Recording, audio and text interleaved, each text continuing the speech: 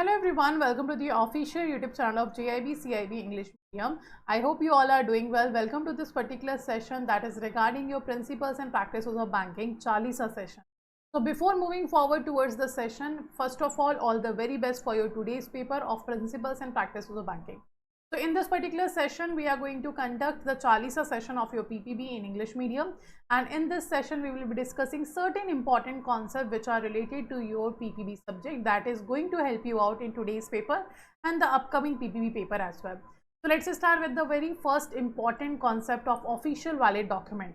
Official valid documents are certain set of documents which are actually useful for the KYC purposes. KYC is simply a process, know your customer, which have to be compiled by each bank and financial institution to know their customer. And to know their customer, they need a certain 6 sets of documents which give them the identification of the customer. These 6 documents are known as official valid documents, which covers your passport, your driving license, your proof of possession of Aadhaar number, your voter identity card, your job card issued by NREGA, and your letter issued by the National Population Registry. These are the total 6 documents which tells us about the particular identification of a customer.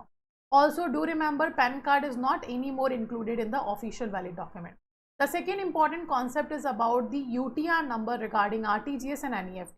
RTGS is real-time gross settlement in which minimum 2 lakh rupees can be transferred 24/7 and there is no upper limit of the transfer.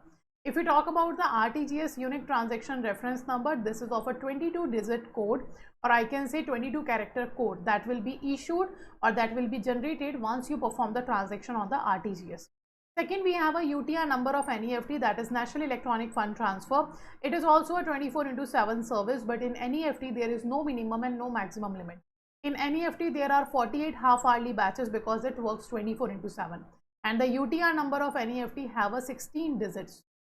Okay, so these are the UTR numbers. Apart from these two, we have another codes also that have to be remembered. First is legal entity identifier number, which have 20 digits. Second, we have magnetic ink character recognition that have 9 digits. Third, we have mobile money identifier that have 7 digits. Fourth, we have Indian Financial System code that have 11 digits. Fifth, we have SWIFT code, that is Society for Worldwide Interbank Financial Telecommunication, which have 8 to 11 digits. Then we have a personal identification number which covers 4 to 6 digits, and we have ISO NEFT 222, and same we have a ISO RTGS 222 now. So these are the certain numbers that have been asked in the earlier papers, so do remember all of them as well as their full form. Now let's start with the banker-customer relationship. If we talk about the banker-customer relationship, it represents that on the basis of contractual relationship between a bank and customer, what relation they actually conduct with each other. First, if you are depositing a money in a bank account, let's say for example I am opening a bank account in a bank, in that case I will be the creditor and bank will be the debtor. If I am taking a loan from a bank, in that case bank will be the creditor and I will be the debtor. If I am depositing or I am giving a certain valuables of mine to a bank to secure it in the safe custody, in that case bank will be belly and I will be a beller. And if I am renting out the locker in a bank, in that case bank will be a lessor and I will be a lessee. Next thing we have, in case of any standing instruction, if I am giving bank, in that case bank will be agent and I will be principal. This standing instruction can cover your collection of check. It can cover your standing instruction, any kind of like payment of premium, payment of my bills or payment of my taxes, whatever it is. It can be sale purchase of securities on behalf of me that I am ordering bank to perform. It can include your shares given by sale. So any order if I give to bank to perform on behalf of me, in that case bank will be an agent and I will be a principal. Apart from that, if I talk about if I purchase of draft if I am doing, so bank will be a debtor and I will be a creditor. Okay, because why I am a creditor? Because I am giving money to the bank, on behalf of that money bank is giving me a draft. So that's why bank will be a debtor and I will be a creditor. Second, if I am paying a payee of a draft, in that case the bank will be trustee and I will be a beneficiary because I will get the money of the draft. Then apart from that, if I am taking a loan from a bank and I give a movable security to bank whose possession will remains with the bank, in that case that security will be created as a charge of pledge. In pledge, bank will be the pawner and I will be the pawnee, or we can say the bank will be the pledgee and I will be the pledger. Okay, Apart from that, if I am taking a loan from a bank on an immovable property like a home loan, in that case, usually the possession remains with the borrower, but sometimes it can goes to the lender as well. In that case, I will be a pledger, I will be a mortgager and bank will be a mortgagee. Apart from that, if I talk about the trustee and beneficiary case, if I deposit a certain amount of money and give an instruction not given for the disposal to the bank, in that case bank will be a trustee and I will be a beneficiary. If I left a certain article by mistake in a bank, in that case also bank will be a trustee and I will be the beneficiary. Also, if I take a loan from a bank and gives the movable security to the bank as a security, in which the possession and ownership both will remains with the borrower, in that case bank will be the hypothecator and I will be the hypothecator. Do remember one thing, that in case of pledge, bank will be a pawner and customer will be a pawnee. But in case of mortgage and hypothecator, these are the opposite.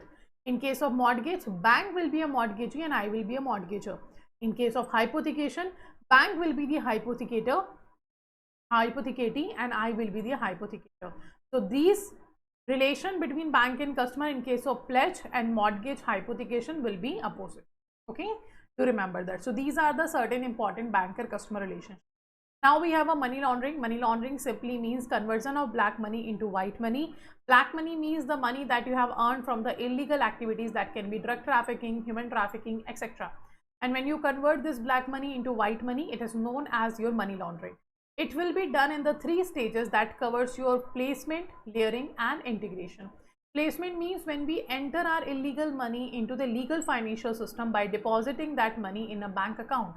Second is layering. In the layering, we create a complex network of transactions so that the money cannot be easily found out by the banks or any other government authorities. In layering, we create a complex network of transaction that will be like I'm transferring money from A to B, B to C, C to D, D to E, E to Z, Z to Y and Y to A. So this is a complex network of fund transfer I have created in a bank account.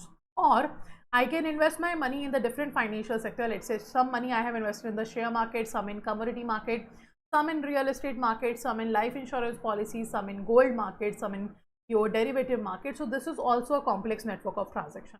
Why we are creating a complex network of transactions? So that the money which we own cannot be easily identified by bank or any other financial institution. The third one is integration. In integration, we create our own personal assets. When we create our own personal asset, it can be your bungalow, it can be your business, it can be your luxurious cars. And now if somebody asks from where you have purchased this bungalow, from where you have purchased this luxurious cars, I have a legal source of income which I can show from the layering stage. So that's how money laundering will be done. In the placement, we have entered the black money into the economy by depositing the money in the bank account. And in integration, we showed that black money in converting into white money, which have a legal source of income from the layering stage. So this is the money laundering. Apart from money laundering, the next important stages are of a financing of terrorism. Financing of terrorism is some kind of a money laundering, but not a black money, but yes, it is a transaction in which terrorist organizations are using the banking channels to raise money and to move money, to store money and to use money for the terrorist activity. So there are 4 stages in this financing of terrorism, that is raising, moving, storing and using. Raising means you are raising money from the market, from the multiple sympathizers of yours. Second, you have a moving, in which you are collecting money from across the world. So you have to move that money to your terrorist organization at a particular place where your terrorist organizations are. Then you will store that money in that location in a bank account or in the banking channels. And the last one will be using, from withdrawing bank accounts money, you can use that particular money in the terrorist activity. So these are the 4 stages of financing of terrorism. Next, we have a money laundering offenses. The 3 sections are very important. Section 5 tells us about the offense of money laundering, like when it will be counted that this is the money laundering offense that have been performed by the person. So it says simply, whoever person directly, indirectly, knowingly, unknowingly involved in any process or activity which is connected with the proceeds of crime, that include its concealment, its possession, its acquisition or use, and projecting or claiming it as unattained property, it shall be a guilty of offense of money laundering. So if any person perform this, that guilty will be known as a money laundering. That's defined under the section 3 of Prevention of Money Laundering Act 2002. The same act section 4 talks about what will be the punishment if person find out guilty of the money laundering. And the section 4 says that the person have to go through the imprisonment for not less than 3 years and but up to 7 years, and also the person have to pay the penalty fine in the case of your money laundering. So both things will be there, 3 to 7 years imprisonment as well as the fine have to be paid. If the person is guilty in connected with the offense under the narcotics, drugs or psychotropic substance, in that case the imprisonment can increase from 7 to up to 10 years, like 3 to 10 years imprisonment will be there.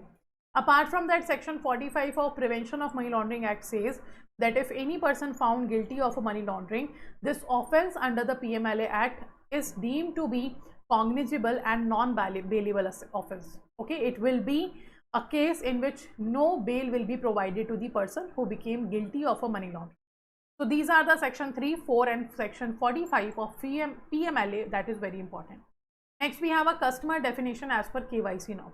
So section 2HA of PMLA defines customer as a client. Client means a person who is engaged in a financial transaction or activity with a reporting entity, and it includes a person on whose behalf the person who engaged in the transaction or activity is active.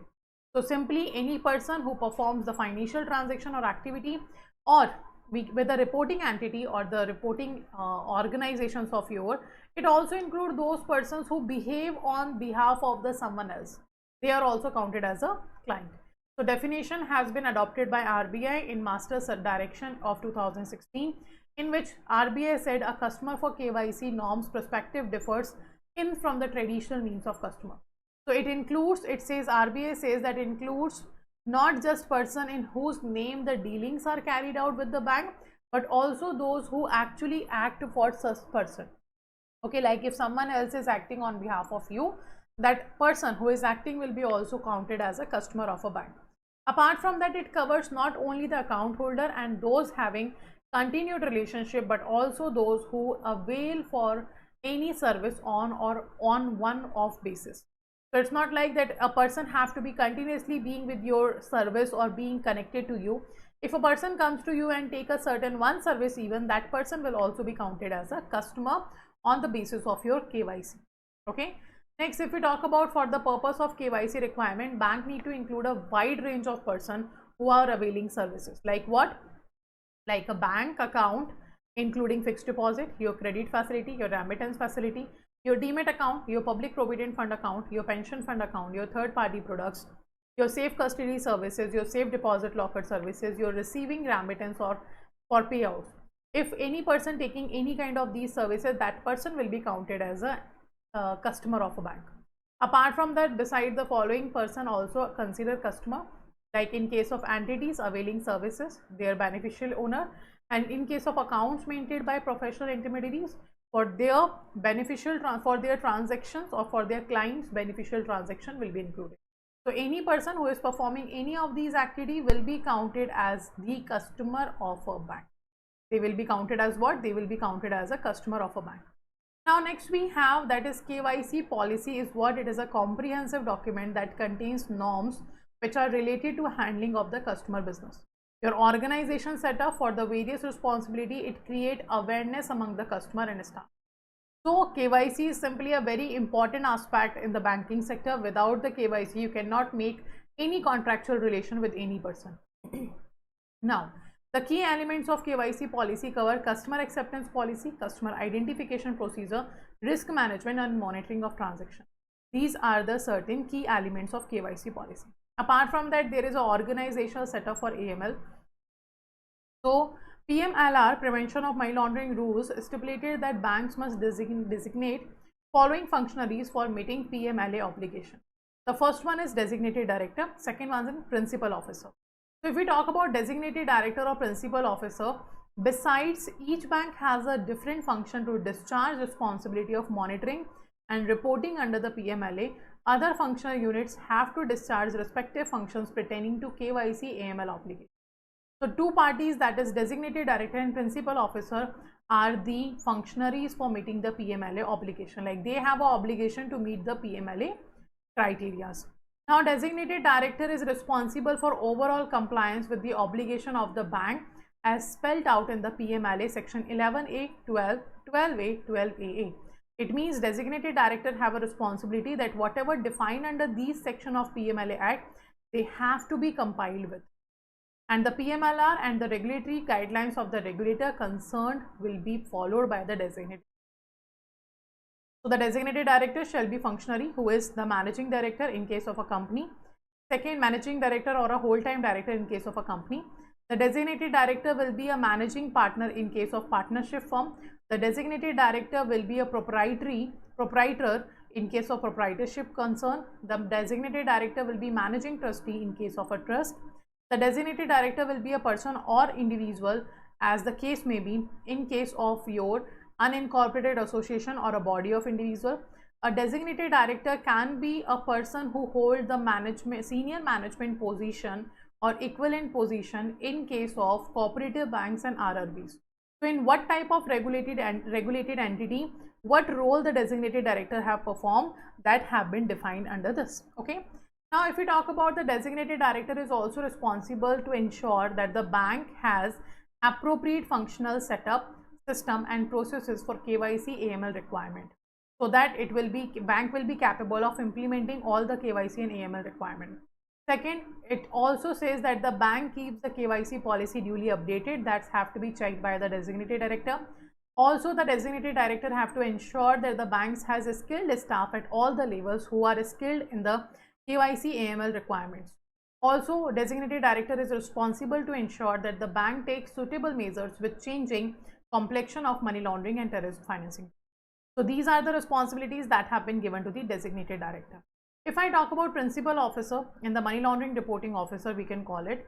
So banks must designate a senior officer as a principal officer in terms of your PMLA. So the main function of principal officer is monitoring implementation of banks KYC and AML policy. Like is it implemented properly? Is it implemented on a time? Everything have to be checked. Reporting of transaction to and sharing of information with the Financial Intelligence Unit India is the responsibility of principal officer. Apart from that, maintaining liaison with law enforcement agencies. It means maintaining a particular liaison relationship. It means interpersonal relationship with the law enforcement agency should be there. Apart from that, the principal officer have to ensure submission of periodical reports to the top management and the board. Principal officer also have to make sure that they are keeping the AML monitoring system updated in a bank. So these are the responsibilities that have been given to the principal officer. If I talk about the AML team, the different functional unit is put in place for taking the necessary measure for the compliance with the legal and regulatory AML CFT situations. So it says that AML team have to review and update KYC policy regularly in a bank.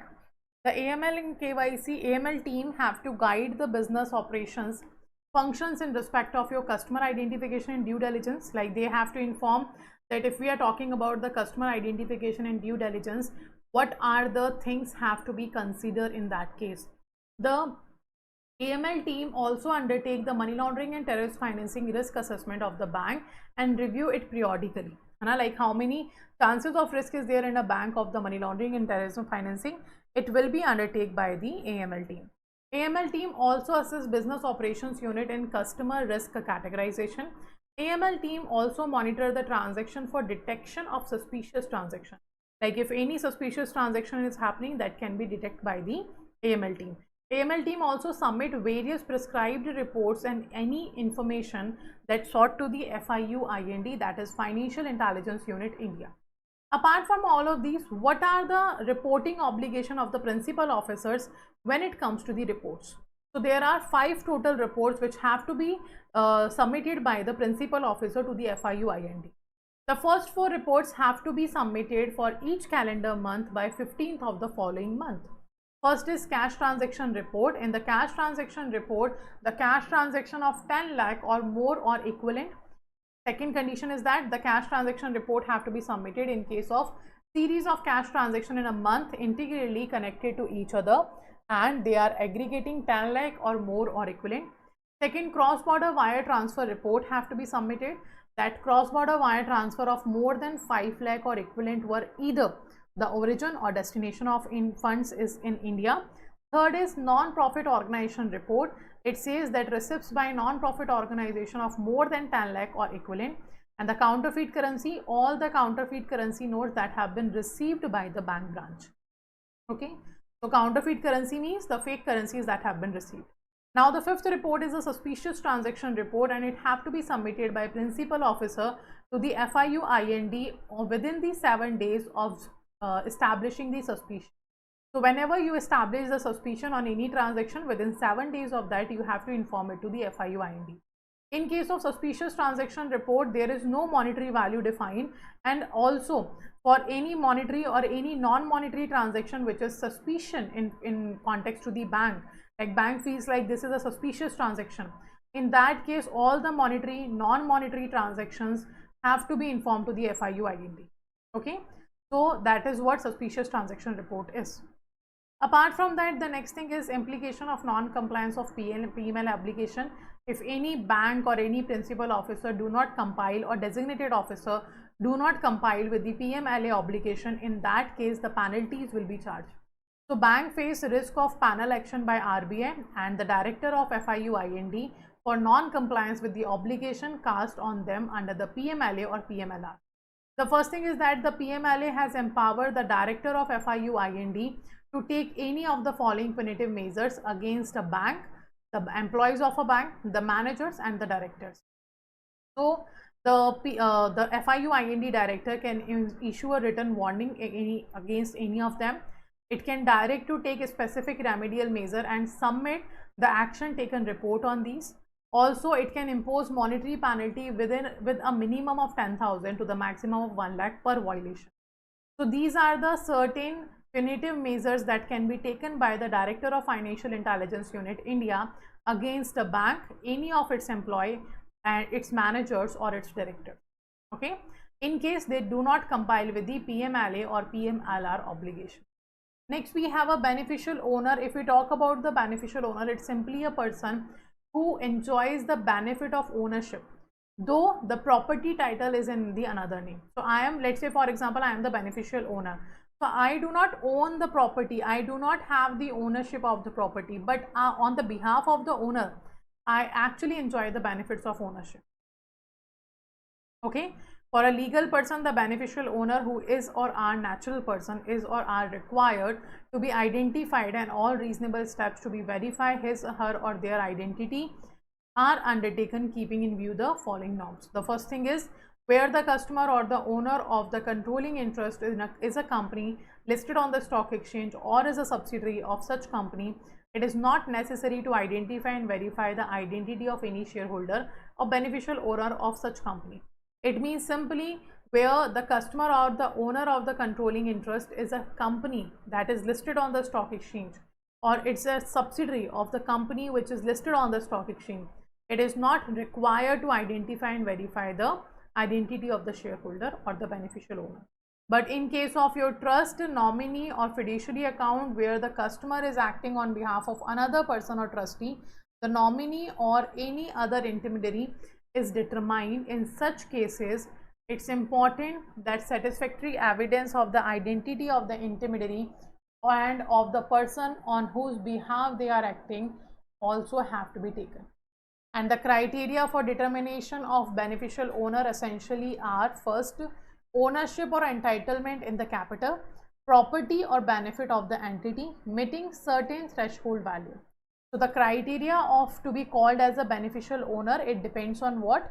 It depends on the ownership or entitlement in the capital of a person or in the property or benefit of a person. Okay.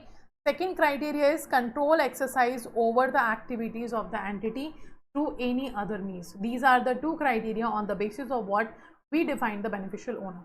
You can see in case of company, the criteria or the person who wants to become a beneficial owner should be a participant of more than 25% shares in capital and profit, or the control rights will be they can appoint majority of directors, they can control the management and the policy decisions. Second, we have a partnership which is registered more than 15% share in the capital or profit. If any person holds, that person will be known as beneficial owner. Third, body of individual, association of person, in that case more than 15% capital, profit or property. If any person holds, that person will be a beneficial owner. And in case of your trust, author, trustee, beneficiary having 15% or more interest and any other person exercising effective control, in that case that person will be known as beneficial owner. One important note is that if no natural person fulfill any of these criteria for company, for partnership, for body of individual, for trust, in that case the individual who is holding a senior managing position will be considered as a beneficial owner. Okay, the senior managing post will be only applicable if the person if there is no natural person who fulfill the above conditions in case of the 4 categories. Then the person will be, natural person will be, who is actually holding a senior managing position, will be called as a beneficial owner. Okay, now CDD is a customer due diligence which actually identify the customer from every aspect. So there are 3 ways, there are 3 particular ways by which the customer due diligence can be done. So customer due diligence procedure for large number of customer and customers located in a different location, following the alternate modes for the CDD. The first is your CDD by third party. Like third party will be performing the customer due diligence on behalf of a bank. Second is video based customer identification process, in which you will be able to perform the like video based customer identification. And the third will be your digital KYC. By the help of digital KYC, you will be capable of finding out or performing the customer due diligence of a customer.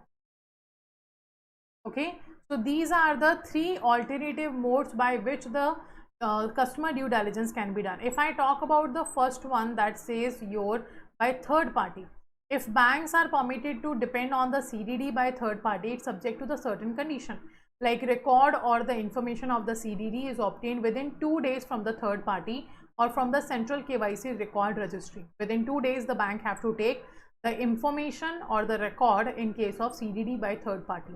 Also in case of third party CDD is there, the ultimate responsibility for the CDD or applicable enhanced due diligence measures, it lies with the bank. Okay, so at the last, responsibility lies with the bank only in case of third party CDD.